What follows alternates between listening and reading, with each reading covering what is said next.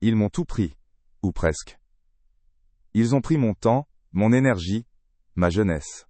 Mais ils n'ont pas pu prendre ma dignité, ni le secret que je gardais silencieusement dans mon cœur, comme une dernière arme.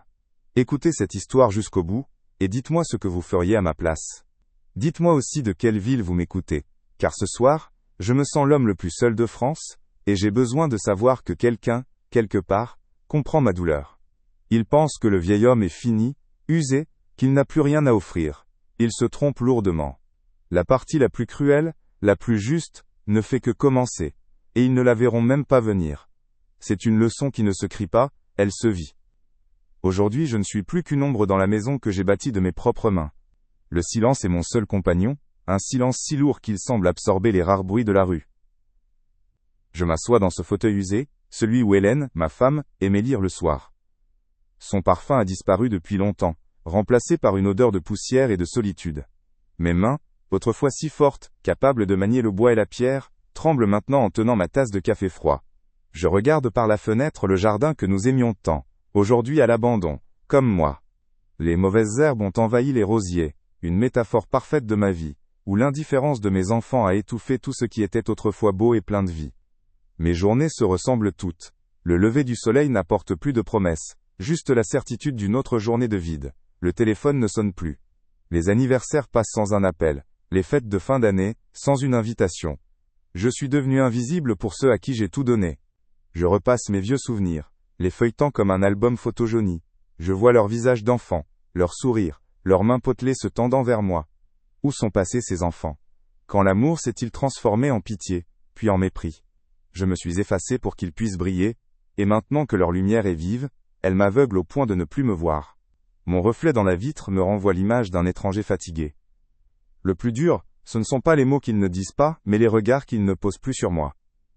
Lors de la dernière réunion de famille il y a plus d'un an, j'étais assis dans un coin du salon, un verre à la main, tandis qu'ils discutaient de leurs vacances à l'étranger, de leur nouvelle voiture, de leur promotion. J'étais un meuble, un vestige d'un autre temps.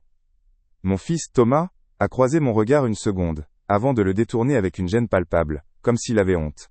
Honte de son père, de ses mains calleuses, de ses vêtements simples. Ce jour-là, j'ai compris que je n'étais plus leur père, mais un fardeau, un rappel embarrassant de leurs origines modestes. Je me souviens de mes 20 ans, quand j'ai commencé à travailler à l'usine.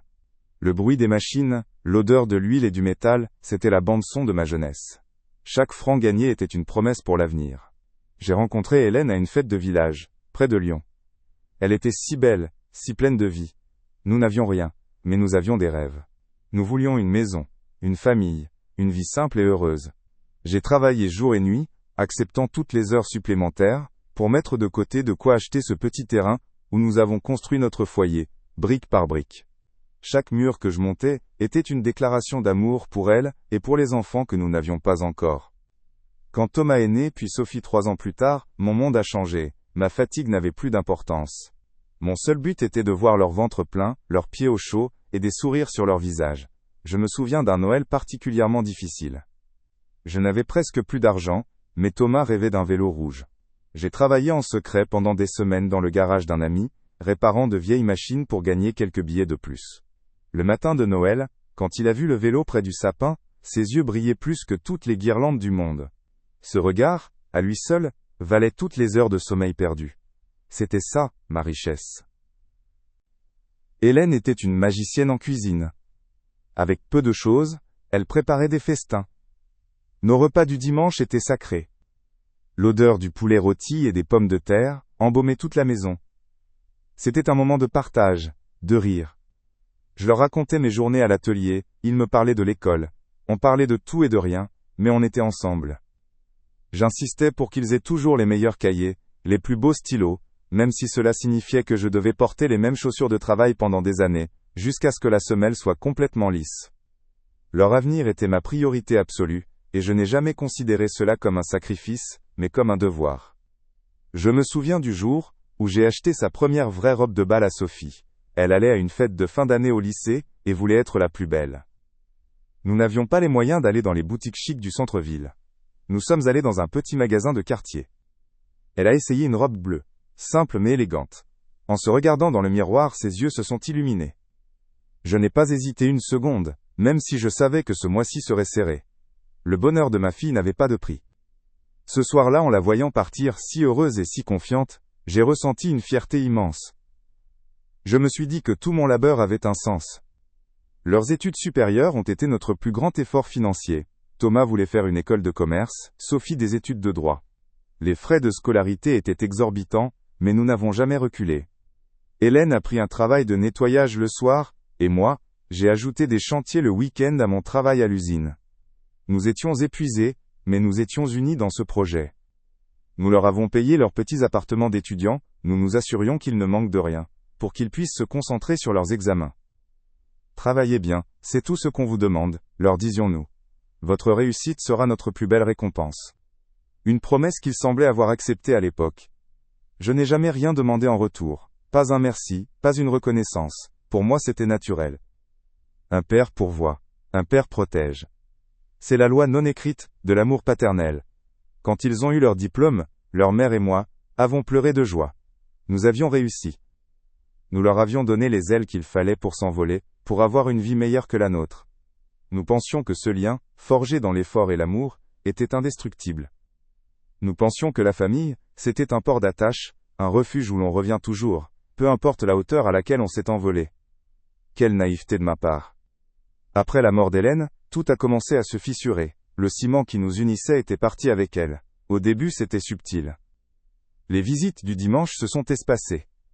On est très occupé, papa, disait Thomas au téléphone, sa voix pressée. On a un dîner avec des amis importants. Sophie, elle, trouvait toujours une bonne excuse. Les enfants malades, un dossier urgent à boucler pour le cabinet. Les appels se sont faits plus courts, plus mécaniques. Juste assez pour se donner bonne conscience, pour pouvoir dire qu'ils avaient pris des nouvelles du vieux. Leur voix manquait de chaleur, de cette affection simple qui existait autrefois. Puis, le silence est devenu une habitude. Je pouvais passer des semaines sans un mot. J'ai commencé à me sentir comme une vieille relique qu'on garde au grenier. On sait qu'elle est là, mais on ne veut plus la voir. Leur vie trépidante, leurs cercles sociaux sophistiqués, n'avaient plus de place pour un vieil ouvrier à la retraite. J'ai essayé de m'intéresser, de leur poser des questions sur leur travail, leurs enfants. Leurs réponses étaient vagues, évasives, comme s'ils ne voulaient pas souiller leur monde parfait avec ma réalité simple. C'était une exclusion polie, mais une exclusion tout de même, qui me laissait chaque fois un peu plus seul et un peu plus brisé. La première vraie humiliation est arrivée le jour de mes 70 ans. J'avais espéré, bêtement, une petite fête surprise, ou au moins, un repas en famille. J'ai attendu toute la journée. Le téléphone est resté muet. Vers 20h, j'ai reçu un court texto de Sophie. « Bon anniversaire papa, on t'embrasse fort. » Désolé, très pris ce soir.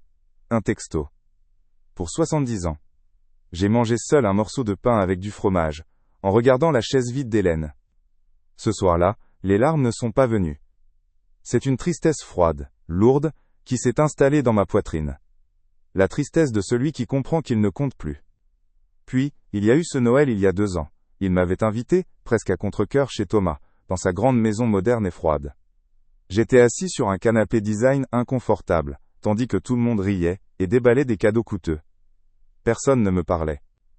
Mes petits-enfants, absorbés par leur nouvelle tablette, ne m'ont même pas adressé un regard. Quand mon fils m'a tendu mon cadeau, une paire de pantoufles banales, il ne m'a même pas regardé dans les yeux. J'ai senti le poids du mépris de tous. J'étais le patriarche déchu, le fantôme d'un monde qu'ils avaient renié. Je suis parti tôt, prétextant une fatigue. Personne n'a essayé de me retenir. L'étape suivante fut le mépris ouvert. Des petites phrases assassines, lancées l'air de rien. « Papa, tu ne comprends pas, les choses ont changé », me disait Sophie avec condescendance quand j'osais donner un conseil. Un jour, Thomas m'a dit, en parlant de ma maison, « Il faudrait vraiment penser à vendre ce taudis, ça ne ressemble à rien. » Ce taudis. La maison que j'avais construite avec amour, où chaque brique représentait un sacrifice pour eux. Ce jour-là, quelque chose s'est brisé en moi, définitivement. La douleur a laissé place à une sorte de lucidité glaciale. J'ai vu leur cœur pour ce qu'ils étaient devenus, secs et ingrats. Le coup de grâce fut lorsque j'ai appris par un ancien voisin qu'ils avaient organisé une grande fête pour l'anniversaire de mariage de Sophie. Toute la famille était là, les amis, les collègues, tout le monde, sauf moi. Ils ne m'avaient même pas prévenu. Ils avaient activement décidé de m'exclure, de me cacher, comme une honte. Quand j'ai demandé des explications à ma fille, Elle a bafouillé, embarrassée. Oh papa, tu sais, c'était une soirée un peu mondaine. Tu ne te serais pas senti à l'aise. Le mensonge était si transparent, si insultant. Ils ne voulaient pas que leur père, l'ancien ouvrier, fasse tache dans leur décorum bourgeois. J'ai raccroché sans un mot. Ce qu'ils n'ont jamais su, c'est que je gardais un secret hérité de mon propre père. Il m'avait laissé, à sa mort, plusieurs hectares de terres agricoles familiales, sur les hauteurs du village. Des terres jugées inconstructibles et sans grande valeur à l'époque, juste de la garrigue et des rochers. Pendant des années, je n'y ai prêté aucune attention, payant simplement les modestes impôts fonciers par respect pour sa mémoire. C'était un lien silencieux avec mes racines, avec cet homme taiseux qui m'avait appris la valeur du travail. Je n'en avais jamais parlé à mes enfants, considérant cela comme anecdotique. Puis, il y a quelques années, la mairie a modifié son plan local d'urbanisme. La ville s'étendait, et mes terres, autrefois isolées, se retrouvaient soudainement en zone constructible, avec une vue imprenable sur la vallée. Des promoteurs ont commencé à me contacter.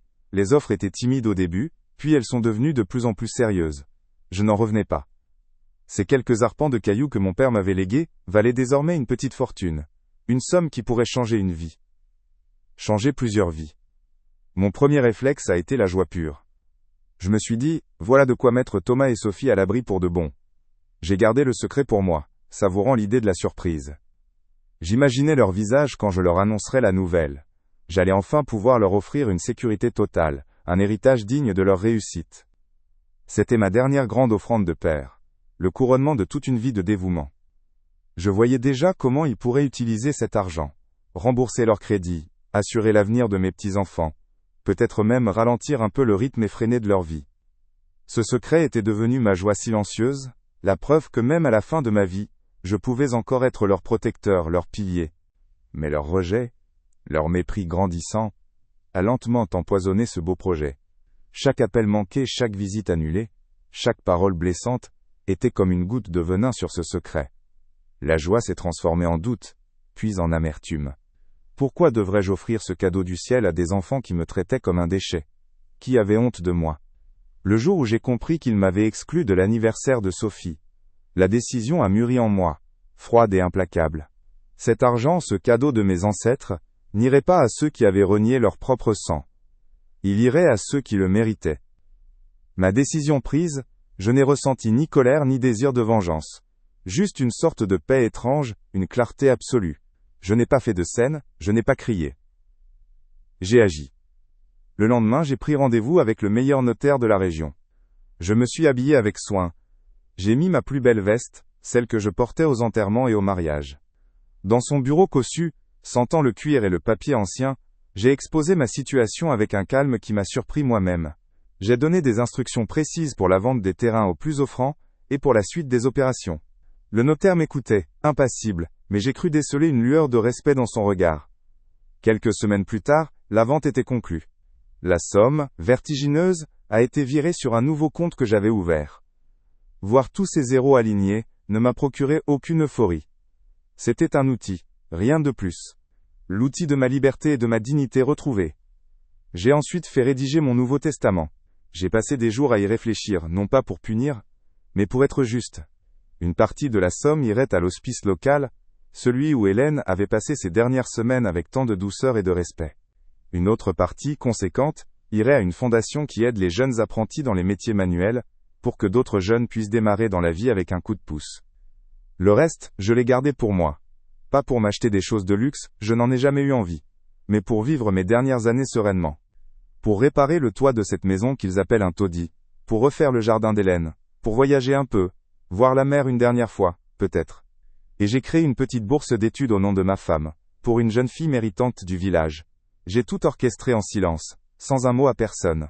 Mon secret avait changé de nature. Ce n'était plus un cadeau pour eux, mais un bouclier pour moi. Ma dernière volonté était désormais scellée, et j'étais en paix. La nouvelle de la vente a fini par se savoir, comme tout se sait dans les petites villes. Un lointain cousin a dû en parler. Et soudain, miracle, mon téléphone s'est remis à sonner. C'était Sophie, sa voix mielleuse que je ne lui connaissais plus. « Papa, comment vas-tu? On pensait justement passer te voir ce week-end, ça te ferait plaisir ?» Le week-end suivant, ils étaient là. Thomas et Sophie, avec leurs conjoints et leurs enfants. Ils sont arrivés les bras chargés de cadeaux. Du vin fin, des chocolats de luxe, un pull en cachemire. Des choses qui ne me ressemblent pas, des cadeaux pour acheter une conscience. Ils se sont installés dans mon salon, jouant la comédie de la famille unie et aimante. Ils me posaient des questions, s'intéressaient soudainement à ma santé, à mon quotidien. Ils me complimentaient sur la maison. Elle a une âme, cette maison, a osé dire Thomas. Celui-là même qui l'a qualifié de taudis quelques mois plus tôt. Je les regardais, écoutant leur flot de paroles fausses, et je ne ressentais rien. Pas de colère, pas de joie. Juste une immense pitié. Je voyais clair dans leur jeu. Ils n'étaient pas revenus pour le père, mais pour le portefeuille. Ils sentaient l'odeur de l'argent et, comme des vautours, ils tournaient autour de leur proie. Je leur ai servi le café dans mes vieilles tasses ébréchées. Comme avant, j'ai hoché la tête, j'ai souri poliment, mais je suis resté silencieux. Mon silence les mettait mal à l'aise. Ils attendaient que je parle, que j'aborde le sujet. Mais je ne leur ai rien donné. Je les ai laissés mariner dans leur propre cupidité, dans l'incertitude. Ils ont passé l'après-midi à me couvrir d'une affection de synthèse, me touchant le bras, me regardant avec des yeux brillants de calcul. Chaque geste sonnait faux. C'était la plus triste des représentations théâtrales, et j'en étais le seul spectateur lucide. Finalement, à la fin de la journée, n'y tenant plus, c'est Thomas qui s'est lancé. Il a pris un air grave et solennel. « Papa, on a appris pour les terrains. C'est une nouvelle incroyable. On est tellement content pour toi. » Il a marqué une pause, attendant ma réaction. On s'est dit que, avec tout cet argent, on pourrait enfin réaliser de grands projets tous ensemble. Pour la famille, le mot était lâché. La famille. Ce mot qu'ils avaient vidé de tout son sens, et qu'ils essayaient maintenant de remplir à nouveau avec des billets de banque. Leur visage était tendu, plein d'une attente fébrile. Ils me regardaient comme si j'étais la clé d'un coffre-fort. Je les ai regardés, l'un après l'autre, Sophie, Thomas, leur conjoint. J'ai vu dans leurs yeux, non pas l'amour d'un enfant pour son père, mais l'avidité d'un héritier pour sa fortune. J'ai repensé à toutes ces années de solitude, à mon anniversaire oublié, à mon nom rayé de la liste des invités. J'ai pensé à Hélène, et à tout ce que nous avions bâti. Le pouvoir de les rendre riches ou de les laisser à leur propre vacuité était entre mes mains. Une partie de moi, une vieille douleur, aurait voulu les faire souffrir, les humilier comme ils m'avaient humilié. Mais une autre voix, plus calme, plus digne, s'est élevée en moi. Je me suis levé, je suis allé vers mon vieux secrétaire en chêne, et j'en ai sorti une simple enveloppe. Je leur ai tendu. « Ceci est pour vous », ai-je dit d'une voix égale. Ils se sont jetés dessus. À l'intérieur, il n'y avait pas un chèque de plusieurs millions. Il y avait 2 chèques de 10 000 € chacun. Assez pour être un geste, mais si peu par rapport à ce qu'ils espéraient. « Votre véritable héritage, ai-je continué doucement, je vous l'ai donné chaque jour de ma vie. C'était mon temps, mon travail, mon amour. Vous n'en avez pas voulu. Le reste de ma fortune ira à ceux qui m'ont offert du respect et de la gentillesse sans rien attendre en retour. » Le silence qui a suivi, fut la plus belle des récompenses. Leur visage décomposé était la conclusion de mon histoire. Aujourd'hui je suis seul dans ma maison mais je ne suis plus solitaire. Je suis en paix. Le jardin d'Hélène commence à refleurir, j'y travaille un peu chaque jour. Le silence n'est plus lourd, il est apaisant. J'ai retrouvé ma dignité, non pas dans la vengeance, mais dans la justice. Je n'ai pas puni mes enfants, je leur ai simplement tendu un miroir. Ce qu'ils y ont vu est leur propre fardeau, pas le mien. Mon histoire est terminée, et une nouvelle vie, simple et tranquille, commence pour moi. Et vous? Auriez-vous pardonné et partagé cette fortune inattendue? Ou auriez-vous, comme moi, laissé leurs actions dicter leur propre destin?